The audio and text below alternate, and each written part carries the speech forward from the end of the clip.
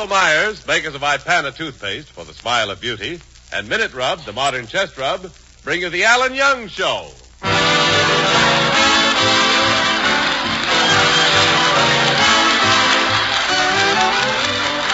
it's Friday night. And once again, we take it to the little white cottage in Van Nuys, California, where we find the star of our show. The young man who is young today and young forever. Alan Young.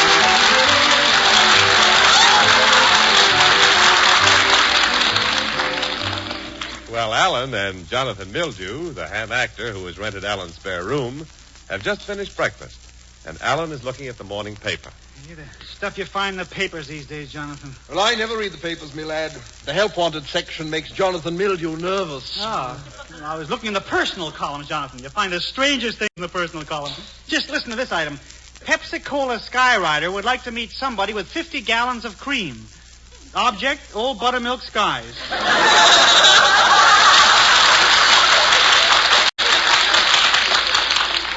Me lad, why must you waste your time with such trivial nonsense? Events of great import are transpiring about us every moment. Look at the headlines, me lad. Look at the headlines. Oh, what's the use of looking at the headlines? Always a story about Hubert Updike. Look at page 1 of today's paper. Hubert Updike makes down payment on the state of Arizona. Claims he needs Grand Canyon for safe deposit box. Well, that's how this cruel world is, me lad. People judge you by your money, not by your culture. It's a shame. Down with money, up with art. Down with money, up with art. Sounds like a new type of yo-yo.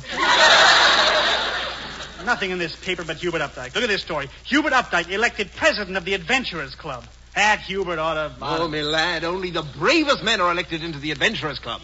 They elect those who have faced grave danger. Those who have come face to face with utter destruction. Me boy, have you ever been on the verge of being entirely wiped out?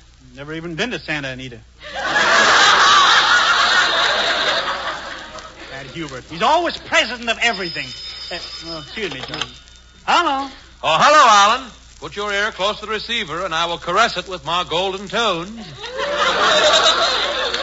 Hubert, aren't you up kind of early today? Well, I'm not up and around yet, Alan. I'm phoning for my bubble bath. Yeah. Hubert, for your information, it's dangerous to have a phone in the bathtub. What do you mean, Alan? Well, you're liable to get a shock. It'll knock the breath right out of you. Alan, that is absolutely impossible. Impossible. Hubert, if you get a shock, your breath is bound to leave your body. Mine has no better place to go. Hubert, I suppose you called up to brag about being elected president of the Adventurers Club? Yes. I called up to give you the raspberry. Oh, Raz, oh, berry, oh, berry. All right, Hubert. So you're president of the Adventurers Club, so what? Well, Alan, just think how Dolores Darling will feel about this. She'll worship the ground I walk on, and that'll make two of us. Yeah, that's all. Is that all you have to say to me, Hubert? But, Alan, you don't seem to get the significance. Significance, yeah. No. I shall become a great adventurer like Marco Baseball. Yeah. Marco Baseball? You mean Marco Polo? We Updikes prefer a game with a diamond in it.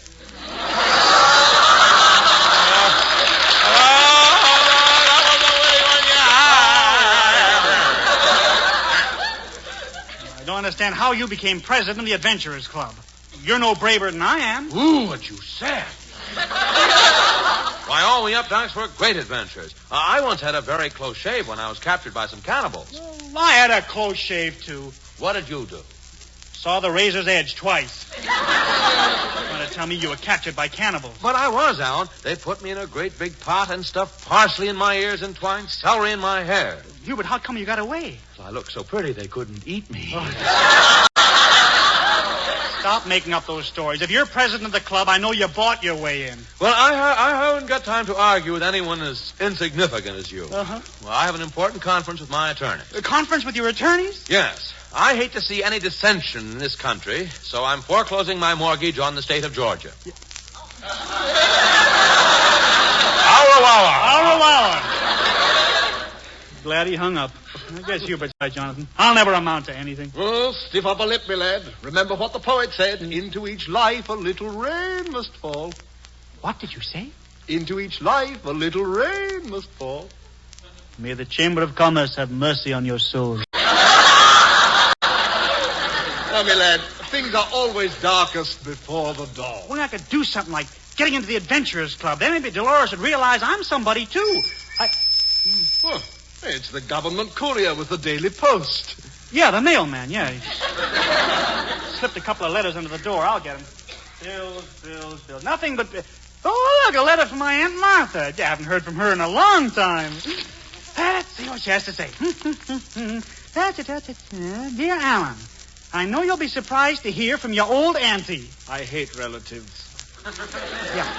Alan, I came across a picture of you taken 20 years ago. Glad she's not my aunt. That picture of you, age of 6, reminded me what an adventurous and brave boy you were. Glad she's not living in this house. Since I last wrote you, my poor husband passed away and left me $2 million. $2 million? Open the door, Richard, and let the woman in. Just be quiet a minute. I'll read the rest of it. I'm sorry, my lad. Carry on. Look what she says. The picture shows you with a bow and arrow dragging a bear home from the woods. I don't remember doing anything like that.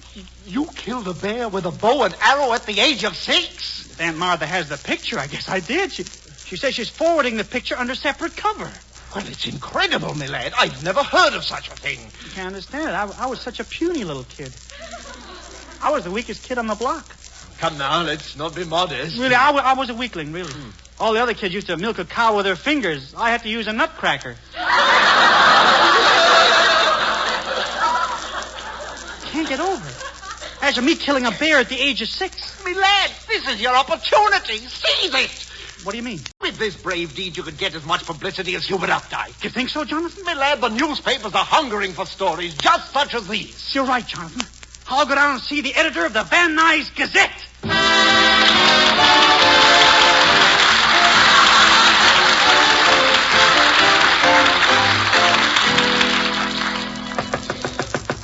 Come in.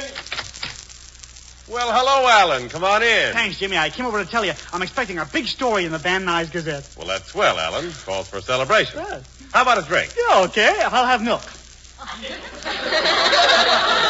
You'll have milk. No. But this occasion calls for something stronger than milk. Oh, you're right. Put an olive in it. See, Jimmy, this will make the people at Van Nuys notice me. Well, don't let it go to your head, Alan. You stay just as nice and friendly as you are.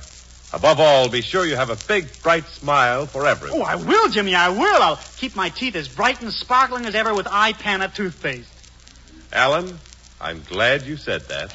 Jimmy, I thought you would be. Well, naturally, because iPana does help keep your teeth bright.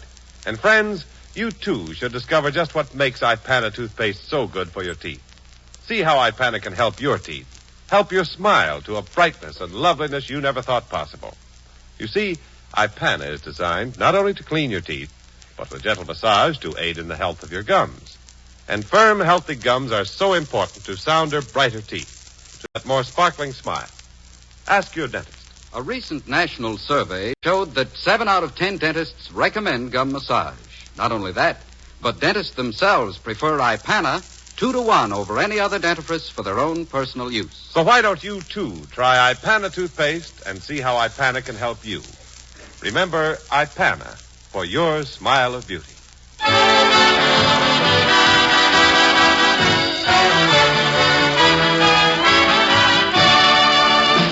Well, Alan Young has discovered that he killed a bear at the age of 6. We now find him entering the office of the Van Nuys Gazette to give his story to the editor. Busy newspaper office. Let's see, now, who should I speak? Oh, there's the girl who helped me last time. Pardon me, miss. I wonder if you can help me. He wonders if I can help him, he wonders. Yeah. Well, look, miss, I want to... By the way, what is your name? My name is Narcissus Van der Pyle, my name. I see. Well, Narcissus, I have a wonderful story for your paper. It's about an adventure I had as a boy. Gee, it sounds fascinating, gee it. Well, you don't understand, Narcissus. This was a real adventure. One day I came face to face with a wild animal. I could feel his hot breath on my neck. I've been in parked cars, too. Of course, they never take me out again, of course. I never had a steady boyfriend, I never. Something about me seems to keep them away, something about... Yeah. Was your mother frightened by a repeater pencil? If you're asking me for a date, the answer is yes. Look, Narcissus, you've got it all wrong. That's why no man ever asked me for a date. What do you mean? I got it all wrong. Well, just tell me where I can find the editor, huh? The editor is a very busy man, the editor. But just go right through that door over there. Sometimes it sticks in this weather, it sticks. So pull hard. You jerk the door open, you jerk.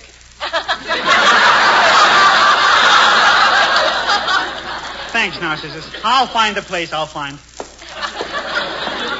Here's his office, Van Nuys Gazette, Editor-in-Chief B.B. Busby. Come in, come in, come in! Pardon me, Mr. Busby. Speak up, young man. I haven't got all day. I'm a busy man, always on the go, always on the go. Busy Busby, they call me. Got to run this place all by myself. Nobody's competent around here. When I'm not down at the police station chasing ambulances, I'm flying off to Washington to interview Congress. I'm Busy Busby, that's me. Well, what do you want? Come on. Yeah. Mr. Busby, I have a story. Just a minute. Got to use the phone. Hello, copy desk. Wipe out the lead story on page 1. Get in touch with the rewrite. Hold up magazine section and send up Mr. Thompson. I want Mr. Thompson up here right away. Mr. Busby, I was going to... Sit down, Thompson. You must be tired. Mr. Busby, I'm Alan Young. I beg your pardon. Well, what did I come here to see you about? What? You didn't come to see me. I came to see you. Cigar? I don't smoke. Cigarette? I don't drink either. No. Mr. Busby, I've got a story that Just a minute, young man. Hello, comic section. How many times have I told you about the paper shortage? You've got to condense the comics. You heard me. Condense. Condense! I don't care if little orphan Annie has to sleep on the same brick with Vitamin Flintheart. Condense, I said. C-O-N-D-E-N. Oh, look it up yourself. Goodbye. Mr. Busby. Oh, are you still here, Thompson? No. My name is Alan Young. I killed a bear when I was 6 years old. Where's Thompson? I told him to send Thompson up here. I guess you didn't hear me, Mr. Busby. I shot the bear with a bow and arrow, and not many bears are killed by archery. Oh, yes, archery. Listen to him all the time on Duffery's Tavern.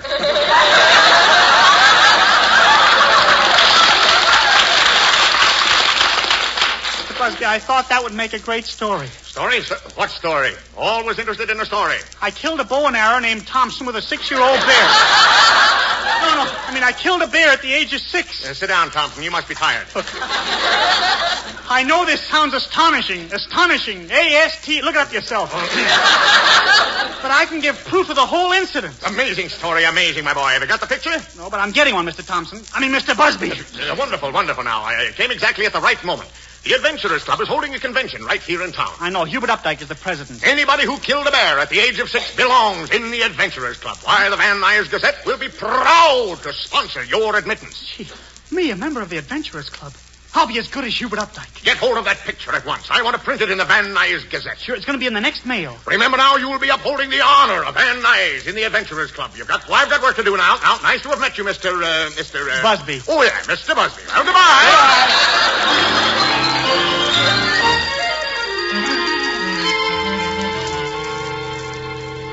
Now, I'll show you how a big game hunter operates, Jonathan. Hand me that whipping chair. Here you are, my lad. Now to show him who's master. Look, back into the corner, you. Back, I say. I'm not afraid of those ferocious fangs. Now to use the whip and the chair. You've tamed him, my lad. You've tamed him. I certainly have. Now drag him out and bring in the next rabbit. My lad, you've been doing this all day. We're running out of rabbits. Don't be silly. There's always one ahead of you.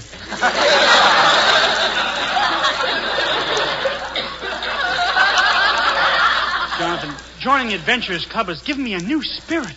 My lad, you know, Jonathan Mildew should be a member of the Adventurers Club himself. Huh? I've had several adventures in the theater that would make your hair stand up on end. You have? Of course, my lad.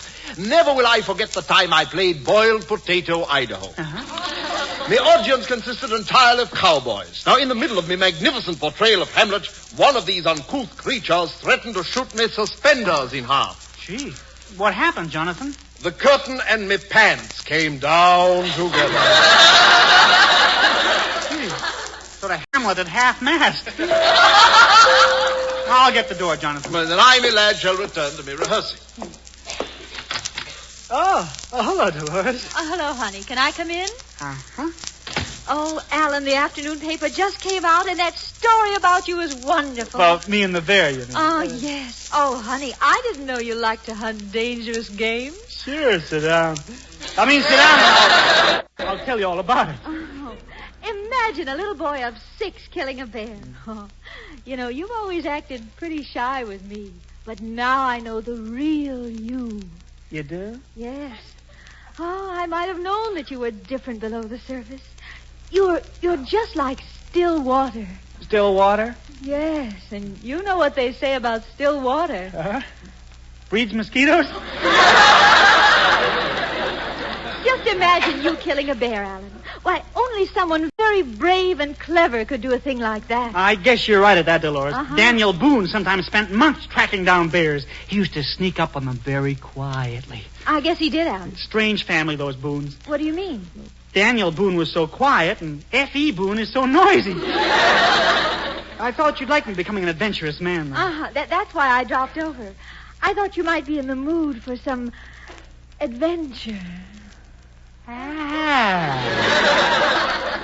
Come on, sit down beside me. I will so. Come on, honey. Move a little closer. After all, you're an adventurer now. Columbus wasn't afraid of adventure. Everybody else thought the world was flat, but not Columbus. He was convinced that it was round. Must have met somebody like you. Dolores, I'm not that kind of an adventurer. Oh, look, the mailman left a package on your porch. Yeah, he's got an alpine inflection in his whistle, too. That must be the picture from Aunt Martha. Let's get it, shall we? Picture? Yeah. You read the story in the paper. Will you see the photographs of me dragging a huge grizzly bear? Oh. Yeah, it's from my Aunt Martha.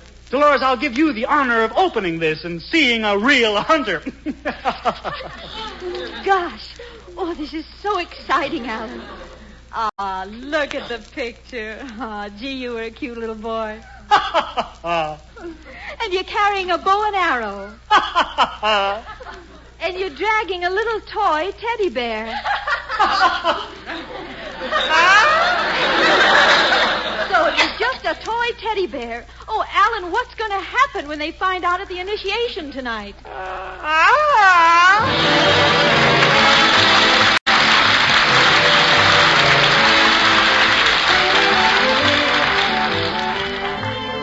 Before Alan's suffering with colds, you can get fast relief, real relief from your cold discomfort with Minute Rub, a really modern chest rub. Did you say Minute Rub? Gesundheit. Yes, I said Minute Rub. Just rub Minute Rub on your throat, chest, and back. In a minute, Minute Rub's soothing menthol vapors begin to clear up that stuffy feeling in the nose and throat. In a minute, Minute Rub starts to bring a feeling of warmth and relief to those tight, sore, aching muscles. Really, Minute Rub will give you the kind of relief you want from your cold discomfort. And Minute Rub will give it to you fast. And listen, here at last is a chest rub that's greaseless and stainless. Disappears like vanishing cream and can't stain clothes or bed linens. So get a tube of Minute Rub and get quick relief from that annoying cold misery the modern way. The greaseless, stainless Minute Rub way.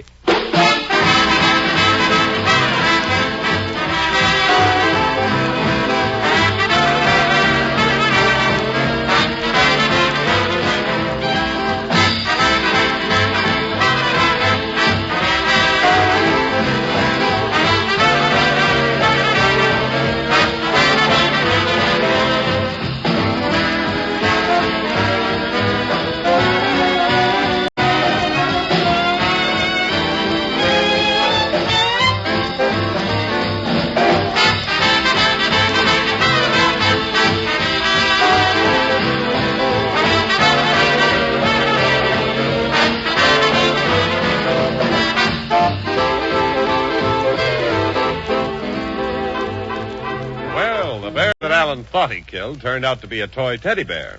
Meanwhile, the Adventurers Club is meeting at the mansion of its president, Hubert Updike. We now find Alan and his friend Jonathan Mildew arriving at Hubert's house. Jonathan, what am I going to do? If I go through with this initiation, I'll get killed. If they find out about a toy teddy bear, Mr. Busby of the Van Nuys Gazette will kill me. Courage, my lad. There's no turning back now. You must meet your obligations like a man. Go in there and face the music. Music is right. They're going to zip my dee-doo-dah. Up the steps now, my lad. They're probably waiting inside for you. Yes, they are. Might as well ring Hubert's bell here.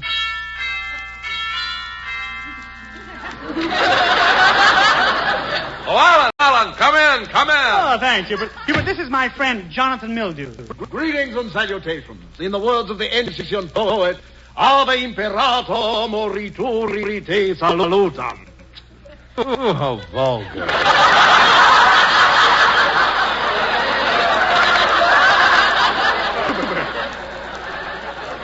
Yeah, but that's Shakespeare. He's a very famous man. Well, really, how many Cadillacs you got? I'm leaving this house at once. I refuse to be associated with such a common person. And he called me a common person. He did. Mr. Updike, in the words of that great Scottish poet Mackenzie, Hootman, you're a schnock.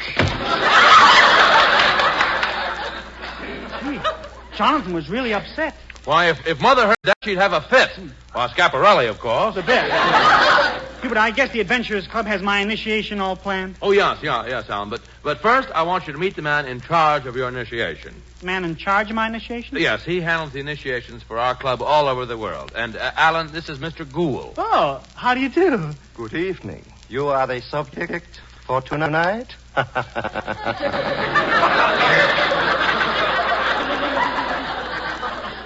Yes, you're Mr. Gould. That's right. R. Mortis Gould. R. Mortis?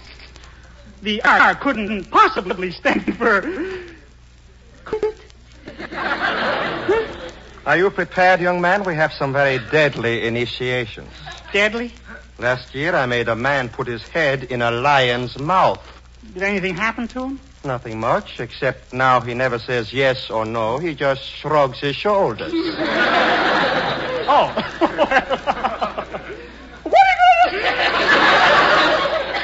What are you going to do with me?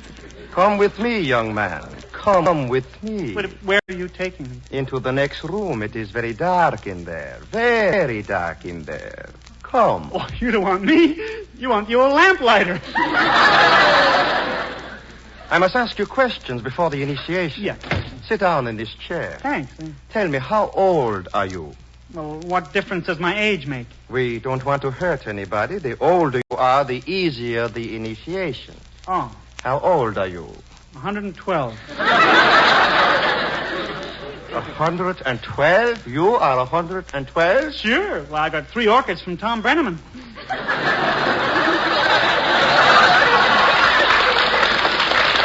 I think you are fit enough for our initiation. No, but I'm not. I haven't told you everything. When I was a kid, I swallowed 35 nickels. So you swallowed some nickels. That has nothing to do with your condition now. Oh, but it has. Every once in a while, I get a terrible urge to crawl into pinball machines. Young man, you do not seem very eager for this initiation. Surely an adventurer like you has no fear. Me afraid? Ridiculous. We are just going to put you in a room all by yourself. Sure. If you can do anything to scare me, I'll be a Dutch uncle. A Dutch uncle. Then we are going to send in a grizzly bear. Rode fly, die stoep de piep naar Look, Mr. Gould. Come, we must give the story to the newspaper men. Yeah. Oh, Mr. Busby. B.B. Busby's the name, yes, sir. Busy Busby always cover the special events of Van Nuys Gazette personally. Never miss a special event, always on my toes. Who's up on Bushra? What race is this? Mr. Busby, this is the Adventurers Club initiation. Oh, yes, Mr. Young. You're fighting the bear. Yeah. Great thing you're doing for Van Nuys. Got to call Joe now and give him the story. Hello, Joe. Pull out the front page. Got a new slant, Joe. Change the headline, Joe. Yeah, that's right.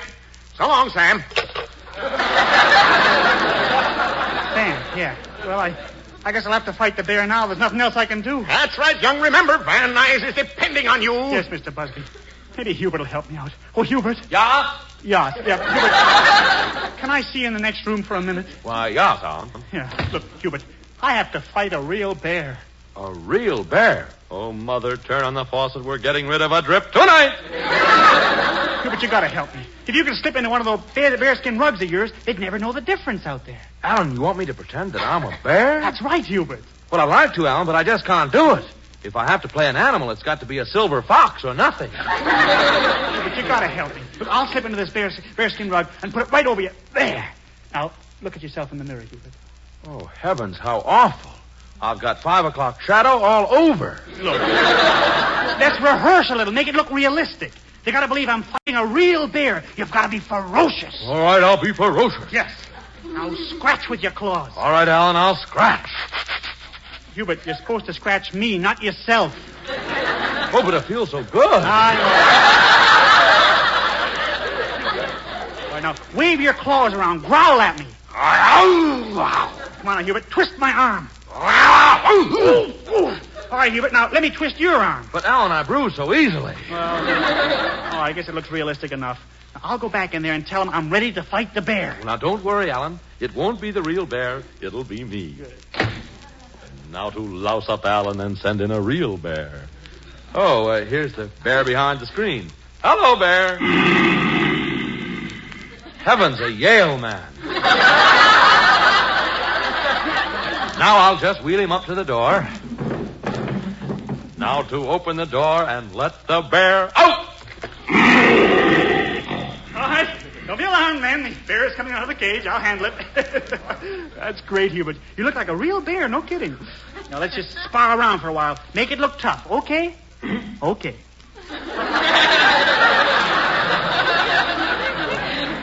Now we'll go. You, Hubert! Stop ad-libbing.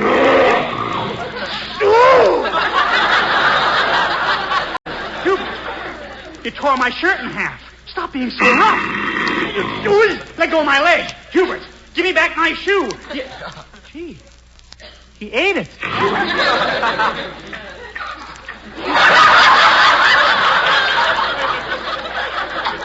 Now he's eating my socks. Wait till I get my feet out. All right, Hubert. If you want to play rough, I can play rough, too. Take that. Gee, I hope I didn't hurt Hubert. Well, great work. I've got to get to the phone right away and call the paper. Yes, sir. What a story. Oh, thanks, Mr. Busby. There was nothing to it. You did quite well, Alan. Thanks, Hubert. Hubert, you. But the bear. I thought that you were... You mean the bear was... And all the time I thought... That's right, Alan. Oh, Mother, hitch up the horses. He almost fixed my wagon tonight.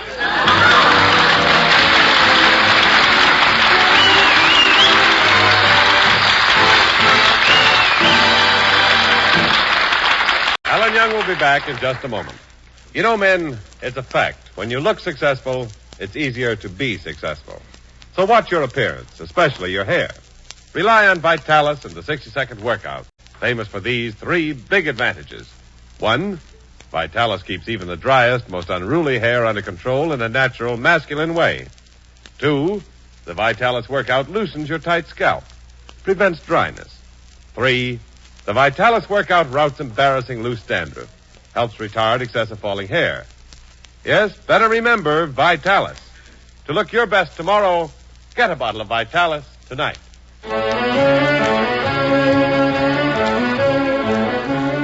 And now, here's Alan. Thanks, Jimmy. Friends, although the war is over, the job of the USO is still as great as ever.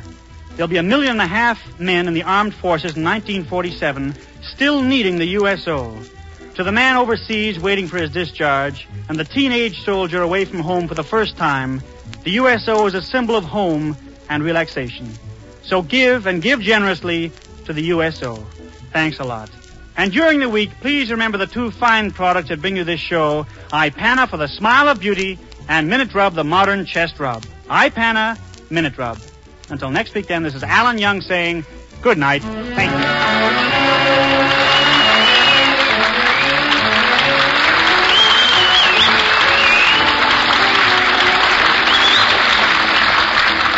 This is Jimmy Wallington. To remind you, the Alan Young Show is written by Al Schwartz and Sherwood Schwartz.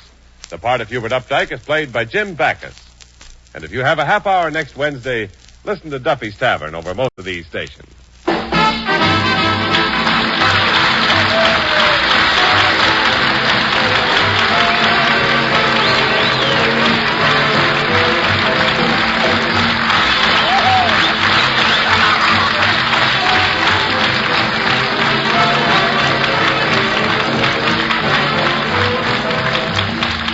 This is NBC, the national broadcast.